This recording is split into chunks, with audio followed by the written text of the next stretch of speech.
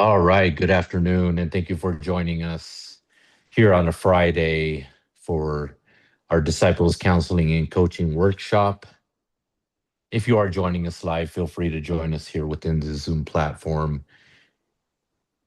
And feel free as well as to use the chat or comment section if you are here present with any inquiries, insights, arguments, for that matter, um, this afternoon. If you are at work, well, me too. All right. Our topic this Friday afternoon is covenant counsel, biblical markers of redemptive wisdom.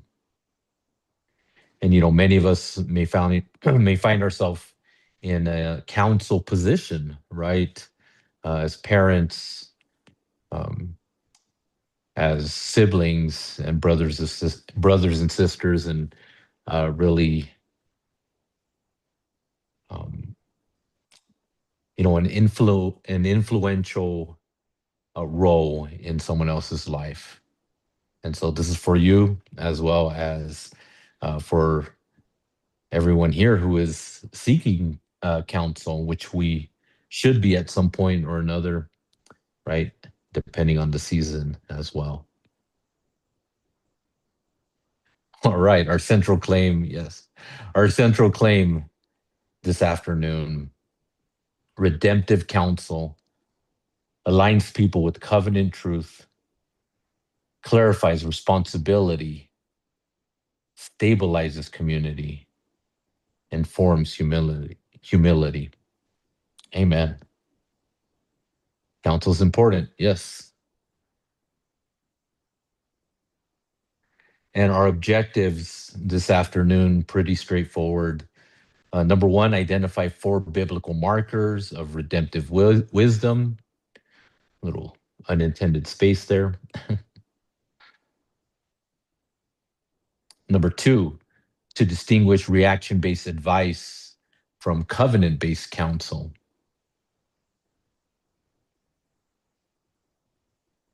Number 3, to practice applying these markers to real life relational decisions, right? Whether we are seeking counsel in our life or um, throughout the day, giving counsel as well.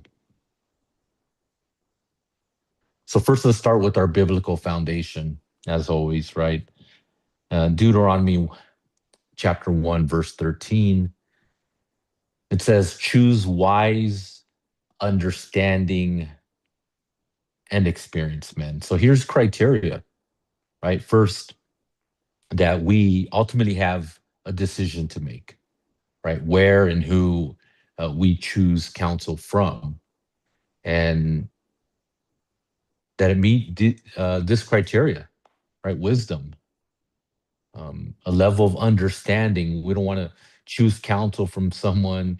If it's a financial area, they should have an understanding of that, some grounding, some experience, right? If it's parenting, if it's, life experience that I would say aligns with the counsel we're seeking. So there should be a level of expertise there, right? Um, and in Deuteronomy chapter 1, verse 13 also says, and I will appoint them as your leaders. So uh, going back to our covenant, being covenant led and in alignment with God's will. So we might have someone that meets all this criteria, but ultimately, if they are not appointed by the Lord, then we turn right to another option, person, environment. Secondly, is Proverbs chapter 11, verse 14. Where there is no guidance,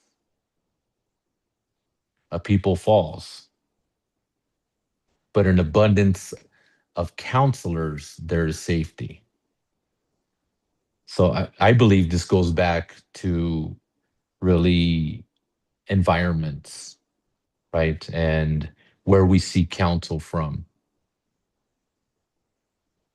And third, James chapter 3, verse 17. The wisdom from above is first pure, then peaceable, gentle, and open to reason. So if we have a revelation that we're seeking counsel to expand our understanding from that revelation, first comes the revelation, right? Because it is coming from God, right? And to surround ourselves or to explore um, voices and opinions and expertise, right? That expand our perspective from or in that revelation. Scripture teaches that wisdom is moral direction and also relational formation, right? So there's balance here, and there's uniformity, and um, not strictly moral direction, right? Which is important, but also a relational understanding and some of the intricacies um, that affirm our relational capacity in which we seek. Yes, we do have capacity. All right. Four biblical four biblical markers of redemptive wisdom. So these are key. And we note that these are evident in the Torah all the way through New Testament. So number one is counsel that preserves covenant loyalty. Right? So fidelity to God, right, is primary, and our covenant loyalty that is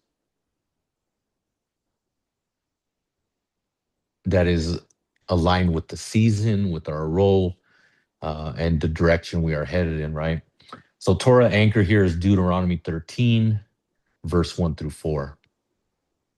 Israel's warned that advice which pulls people away from covenant faithfulness must be rejected.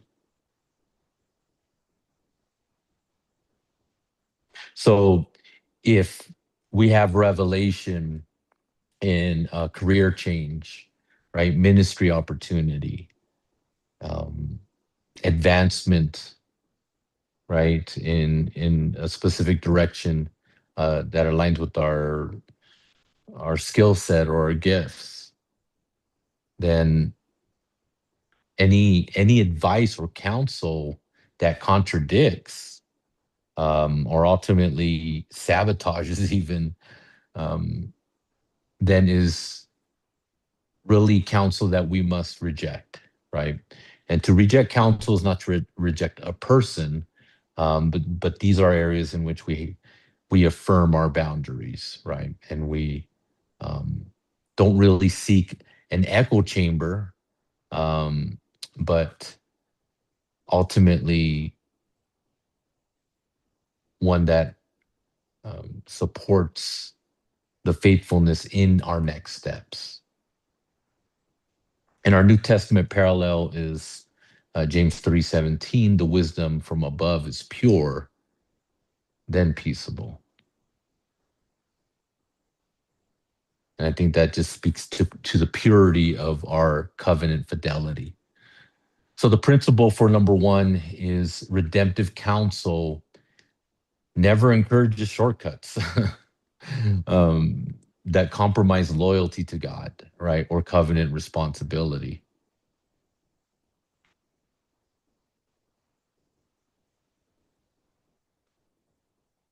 And for those of us who are in areas of recovery, as we work with disciples in recovery pretty closely, obviously, we're streaming on their channel. So here's the insight.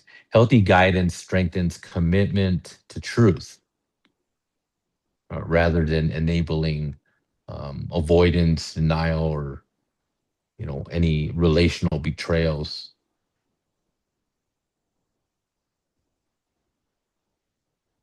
So commitment to truth is, I've had a few opportunities um, lately to really support a few men that are moving in an area of their life that is um, really dependent on decisions to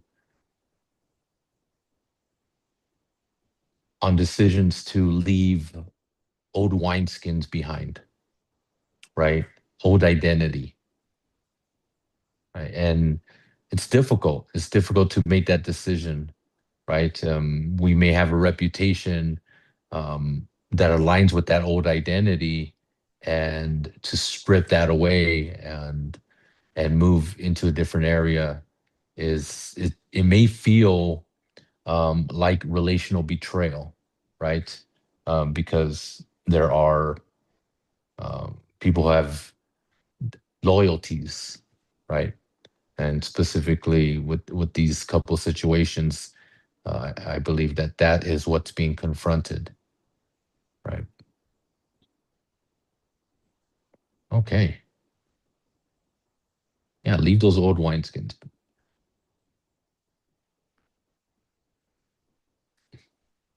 So here's our diagnostic question for number one: is does this counsel move me closer to covenant faithfulness or away from it, right? And if we're giving counsel, we may ask the same, right?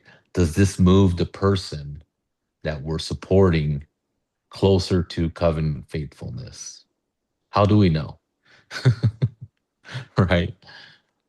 Well, we build trust. Um, we have a level of understanding that's communicated in terms of covenant faithfulness specifically, right? So if it's brought to the table um, that someone is pursuing, you know, um, for example, switching ministries or going to a different church, then the decision's been made, right? It may be stated, I feel like it's time for a change. And so in that position, we're not trying to convince anyone to stay, right? That's already, we have to trust that that is a firm decision. We could affirm that choice and say, could you explain to me like how you came to that conclusion, right?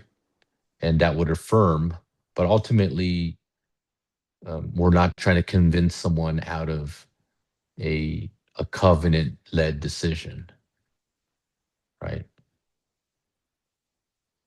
All right, number two, counsel that produces moral clarity.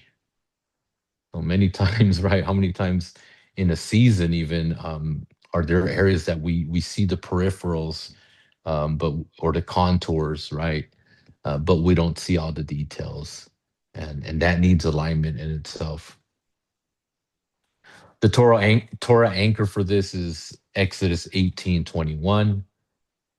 Right? We have father-in-law really here mentoring his son-in-law. We have Jethro who instructs Moses to appoint leaders who fear God, love truth, and hate dishonest gain.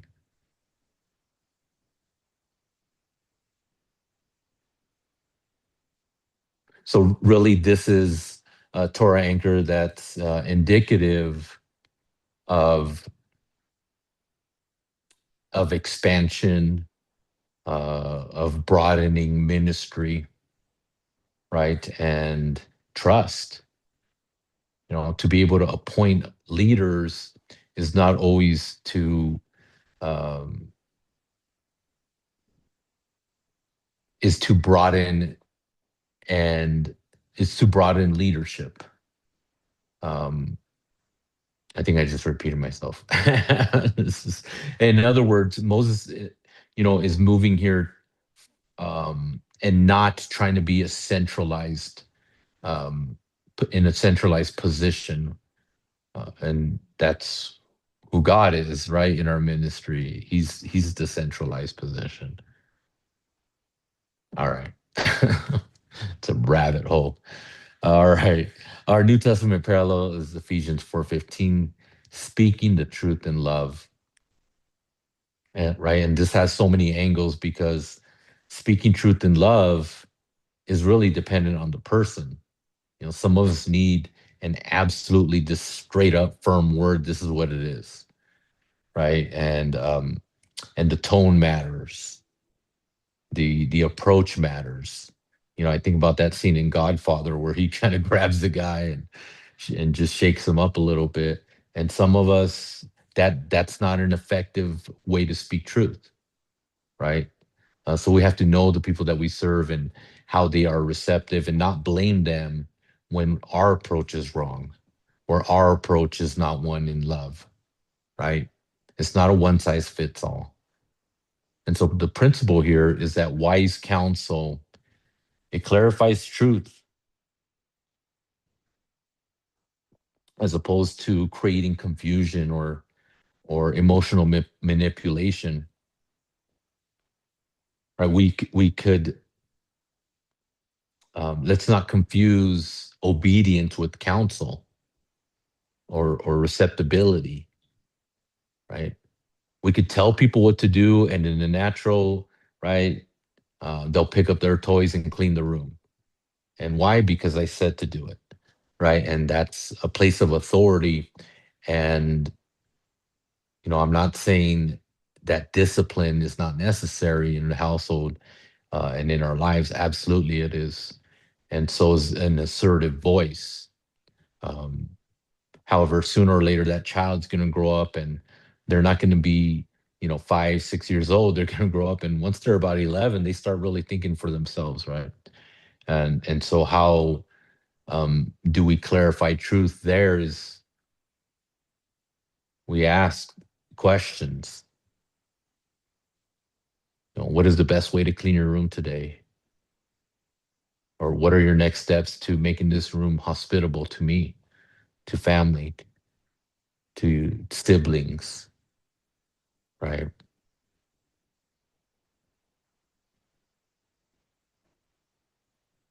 I mean, manipulation is it feels easier. It's lazy actually, and we see it as effective many times when it's such a permiss.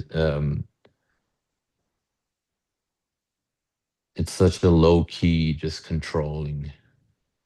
All right, our recovery insight: healthy counsel regulates emotional chaos and leads individuals, excuse me, and helps individuals see reality clearly enough to take responsibility. So we talk a lot about stages of change, right? Um, and so maybe our counsel that we offer leads someone to contemplation. And, we could argue, well, they weren't there before. So now they're thinking about that change. They're thinking about giving up um, gambling, substance use, doom scrolling, right? They're thinking about making a change in their life. And ultimately, it's their responsibility to take the next step. And we could be there for that next step, right? We could be there to have a plan or a series of plans. I work with men who, have some financial goals that they want to meet, and many of those many of those goals are dependent on stability, sustainability, right? And so let's commit to a job for 3 months and then reevaluate, right? Not quit at the first opportunity. "Well, I don't like the boss," or the shift is not what I want, and so the reality is that there's an opportunity to work, right?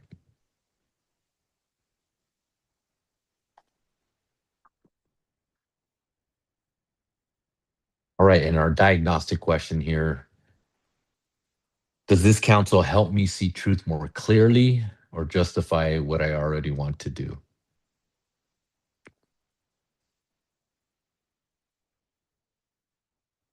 And so we don't, we want to,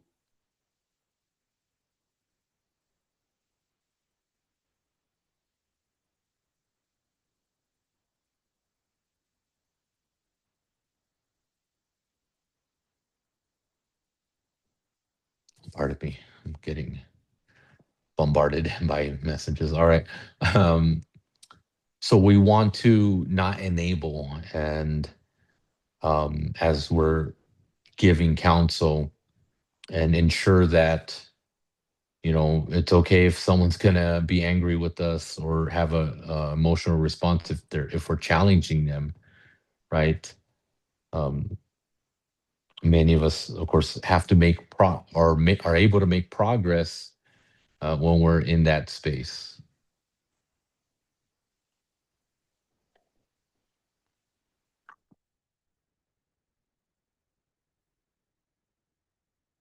All right, number three: counsel that builds community stability.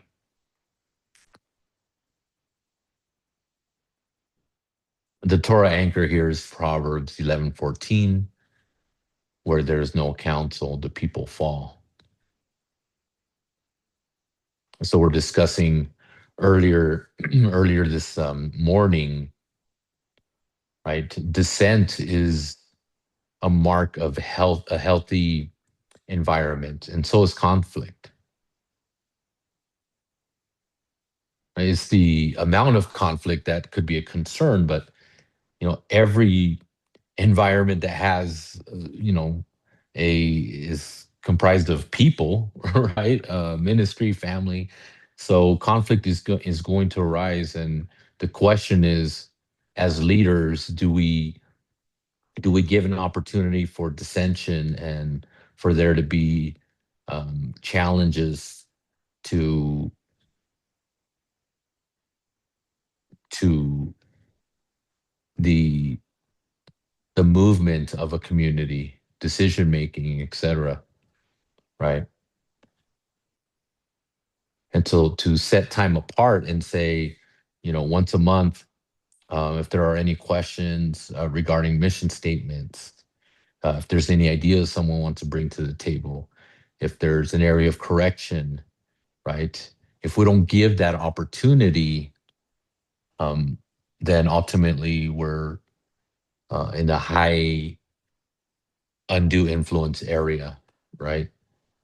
Behavioral control or information control or even thought control.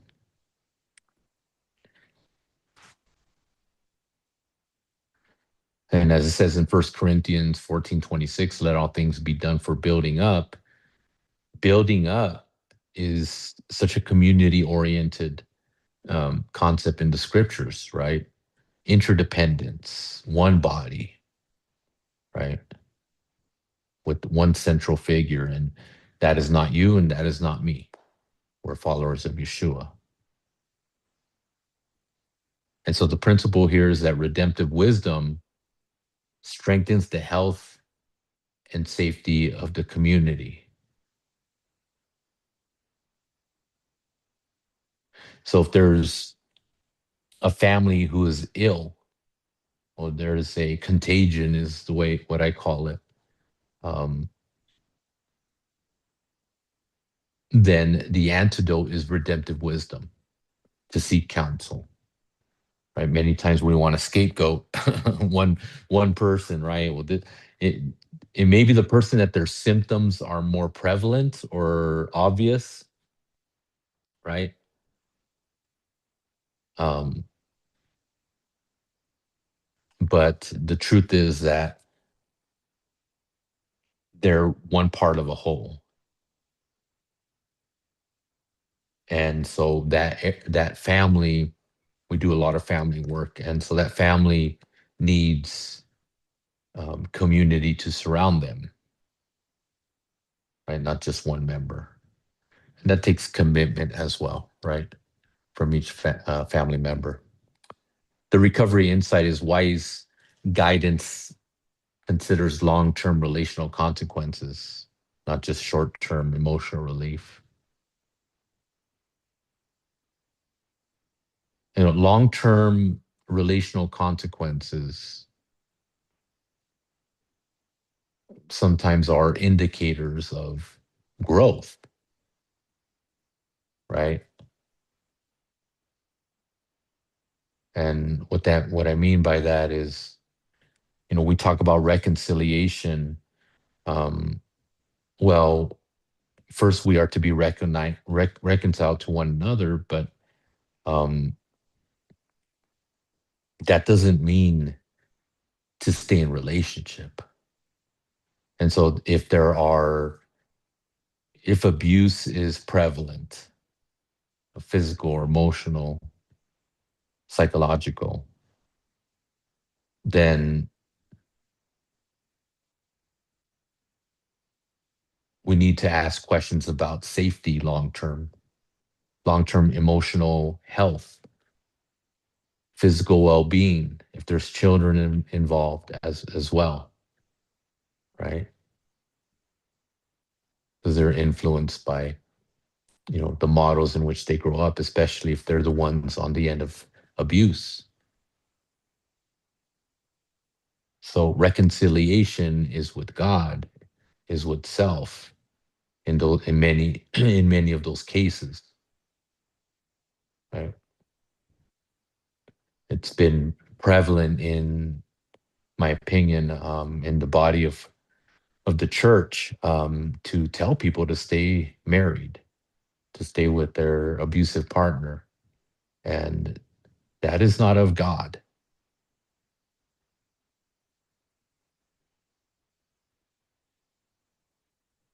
We're committed to Him above everything else, and to place ourselves in positions and stay in positions in which we are endangered.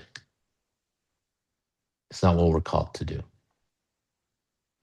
The diagnostic question: would this counsel strengthen or destabilize the community around me?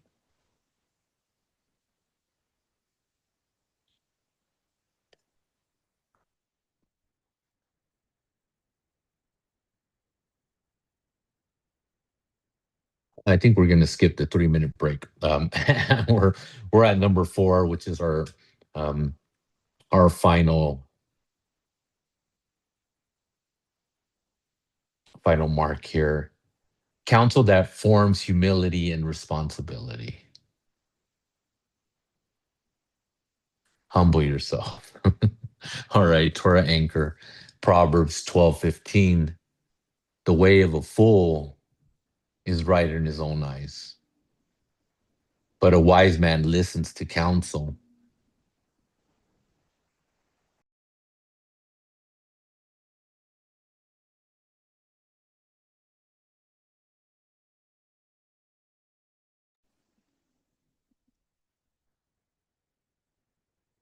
And our New Testament parallels Galatians 6:1.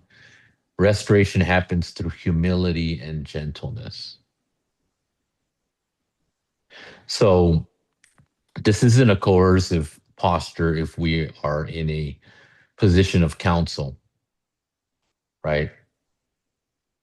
To remind someone how wrong they are is not a movement towards humility.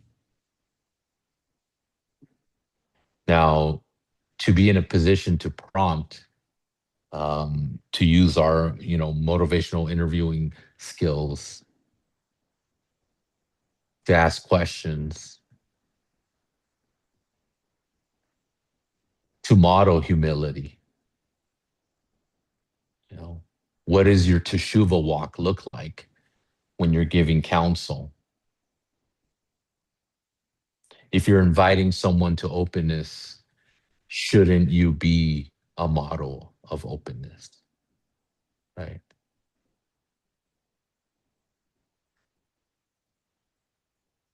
And so the elements of teshuva here are prominent: confession, remorse. Oh, we often confuse remorse with words that are not um, applicable, really. Remorse is healthy. It is when guilt transforms to grief, right? We acknowledge that what we did had consequences for other people, for ourselves, for our covenant with God. And it's in our heart. So it could move us into a place of change and transformation. Sounds like redemption to me, right? A principle here is redemptive counsel invites humility. It makes humility the norm, normalizes repentance and personal responsibility rather than fueling ego or blame. So this is counsel that shuts down blaming, you know, other people, circumstances. Now, it's not to say that those experiences are not valid, right? They are absolutely valid. The experiences with trauma, relationships that have led to hurts, institutions. However, that's part of the narrative, and we're in counsel for a redemptive story. So we can't stay there, right? There has to be a next step. So we don't want to shut down that the validity of those experiences, but we can't make those experiences the God, right? We can't worship those experiences. The recovery insight here is that growth happens when individuals are supported in taking ownership of their actions, ownership of the hurt they've caused, ownership of the state they're in, while remaining connected to community.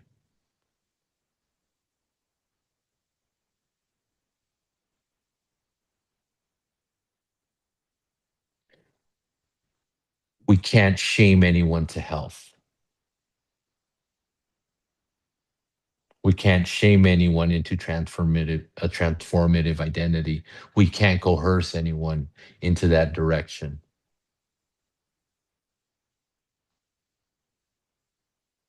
We support by surrounding someone when they are facing an affliction.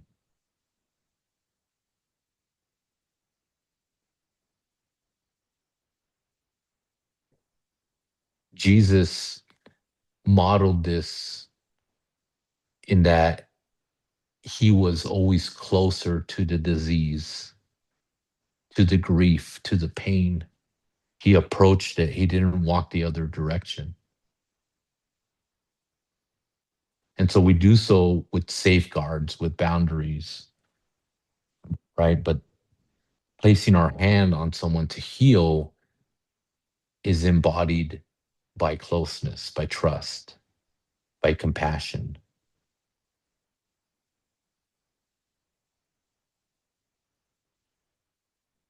And for many of us, that's the origin of the transformative process, that they're not rejected. Again, this doesn't mean to enable those behaviors.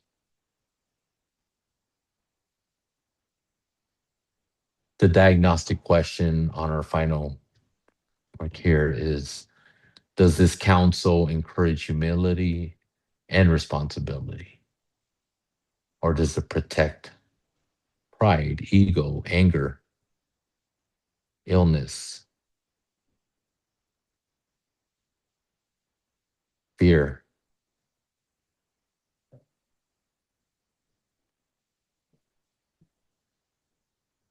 Our reflection questions for this workshop, and again, thank you for joining us.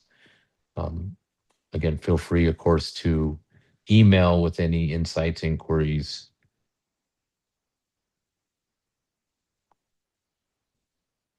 perspectives you may have. When facing difficult decisions, what influences whose advice you seek? Many of us um, seek those attributes that remind us of our primary caretaker, right? If that was someone we associate with the safe place, whether it's gender, whether it's tone of speaking, they might even look like the person that you've always felt safe with, right?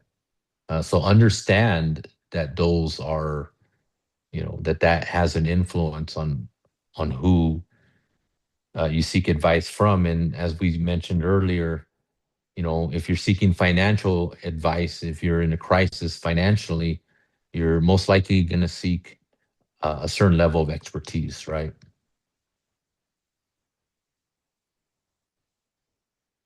The same if one of your behaviors has just manifested or just become uncontrollable, right? You want to seek advice from someone who maybe has had that experience, right, and been delivered from um, the captivity in which you are captive from, right? Whether it be gambling, pornography, fear of intimacy. I'm just saying minds, right? All right. Which of the four markers do you most need to grow in when offering counsel? So use this as a diagnostic, right? Which one are you still seeking to really develop or understand more fully as you offer counsel or are offered counsel? Also, think of a situation where advice you received created confusion. It's not to blame the person that was present, but it is to identify what was a missing element. How could you have approached it differently? Is there a different environment you should have been seeking counsel? Many people lately I've heard mention the word church hurt, and they've gone to seek counsel from members of a church, whether it be pastoral or what have you. I'm not sure, but they came out of it not with with the not so pleasant experience. And again, this isn't to cast blame, but the body of Christ extends further than we could see. And perhaps the counsel you're seeking is not at the church, right? But it's still within the body. And lastly, how might your leadership change if you filtered counsel through these four markers? Again, we could use this as a guide, as a diagnostic, as a conduit to ask more questions, right? And really to develop as leaders of families, uh, to strengthen our covenant with God.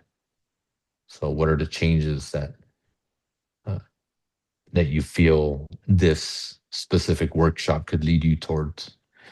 And if you have other resources, so we could expand this workshop, this is meant to be, roughly an hour and 20 minutes, give or take. with participants, maybe an hour and 45 minutes or 2 hours. But definitely locally, we like to do about 4 hour workshops. So if you have any resources, please feel free to email us, and we would love to have some dialogue with you. The integrated formation principle. Covenant counsel transforms advice into formation. So this is a formative process, right? This is an identity that is being either restored or transformed, guiding people toward truth, humility, and community stability, rather than other areas, right? Avoidance, reactivity. Hurt people is what I've heard, but healed people heal people. So it is a measure for measure.